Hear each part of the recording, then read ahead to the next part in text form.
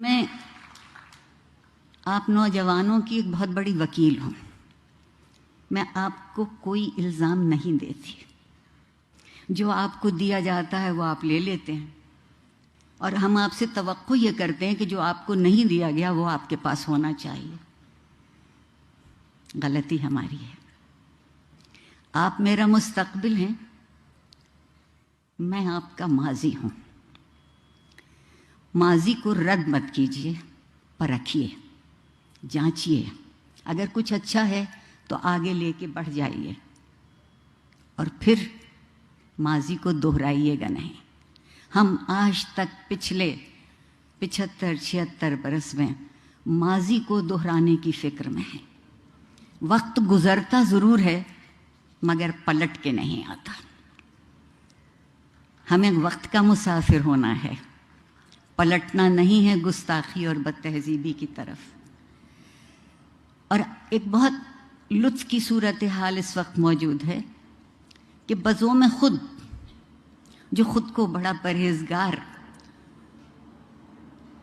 اور نیک کہتے ہیں، ان کی گفتگو سنیے تو خیال بے آبرو ہوتا ہے، اور وہ جو خود کو ہمارا سربراہ کہتے ہیں ان کی گفتگو سنیے تو زبان بے آبرو ہوتی ہے۔ جو خیال اور زبان کی آبرو نہیں رکھ پائے وہ ایک قومی ریاست کی آبرو کیسے رکھ پائیں گے؟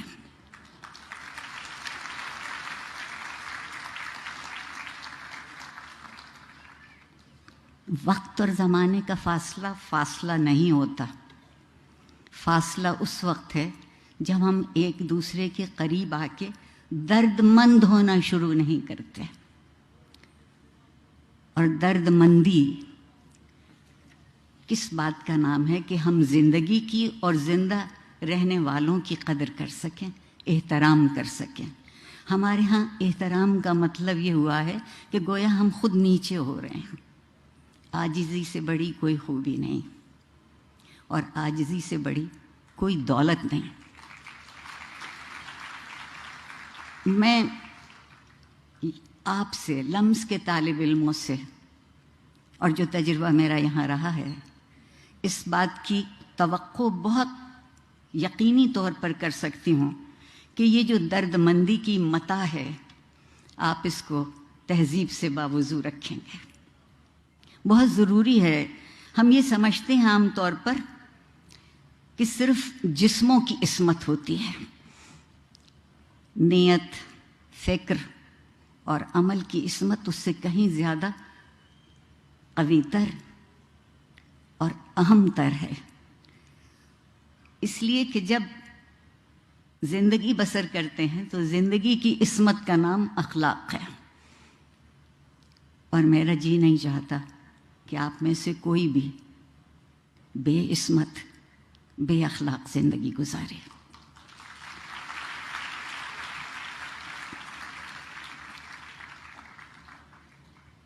جس معاشرے میں تعلیم اخلاقی قدروں کو پس پشت کرنے کے لیے استعمال کی جاتی ہو، میں صرف لمس کی بات نہیں کر رہی، دراصل جو سرکاری ادارے ہیں ان کا مرثیہ پڑھنے کو جی چاہتا ہے، اور اگر اس سے بھی زیادہ کہہ سکوں تو ماتم کرنے کو جی چاہتا ہے کہ ایک خبط الحواس قسم کی نسل ہمارے سامنے لا کے کھڑے کر رہے ہیں، جس سے پیسے تو بے حد وصول کرتے ہیں۔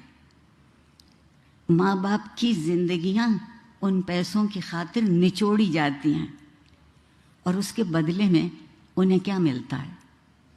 تعلیم کا کام یہ ہے، درسگاہ کی خوبی یہ ہے کہ وہ کھلی آنکھوں سے خواب دیکھنا سکھائے۔ جو کھلی آنکھوں سے خواب نہیں دیکھتے، میرے خیال میں ان کو تعبیر بھی کبھی نہیں ملے گی۔ کبھی معاشرے کی خوبی یہ تھی کہ وہاں قانون کی علمداری ہو اور اخلاق کا قانون بنے، اخلاق کی رعایتیں ہوں، لیکن زوراوری کے ماحول میں قانون صرف جنگل کا رہ جاتا ہے۔ میرے اور آپ کے لیے کوئی جنگلی کا قانون بقول زہرا نگاہ کے سامنے لے آئے تو بڑی بات ہے۔ اور جب کبھی بھی کوئی کوئی بھی اپنے آپ کو حرف آخر سمجھنے لگتا ہے تو تعلیم، علم، تہذیب اور اخلاق وہیں مر جاتے ہیں۔ ہم میں سے کوئی حرف آخر نہیں ہے، ہم میں سے ہر کوئی ایک حرف ہے جو دوسرے سے مل کے لفظ بن سکتا ہے۔ آپ لوگ تبدیل کرنا چاہتے ہیں نا، آج کل بہت تبدیلی کا ذکر ہے، اور اگر ہم اس انتظار میں رہے کہ زمانہ بدلے گا، سب بدلیں گے، تو ہم بھی بدل جائیں گے۔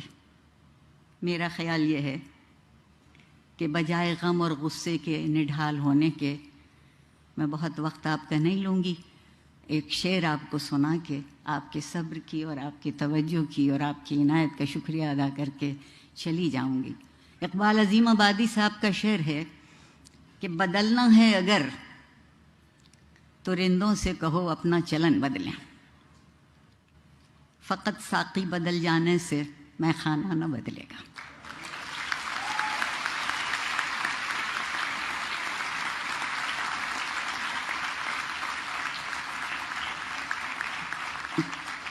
پروردگار آپ سب کو کامیاب اور سرخرو کرے۔ پروردگار آپ کو وہ دولت دے جو اس ملک اور اس معاشرے میں بہت تھی اور ہم نے لٹا دی، آپ اسے واپس لے آئیے۔ میں والدین کی بہت شکر گزار ہوں کہ انہوں نے آپ کو اس طرح سے پالا اور آپ کے استادوں نے آپ کو اس طرح سے تراشا۔ میں آپ سے یہ کہہ سکتی ہوں کہ میں آج جو بھی ہوں اس میں میرے والدین اور میرے اساتذہ کے علاوہ وہ معاشرہ شامل ہے جس نے ہمیشہ جب کبھی میں لڑکھڑانے کو ہوئی تو میرا ہاتھ پکڑا۔ بڑی نوازش، بہت شکریہ۔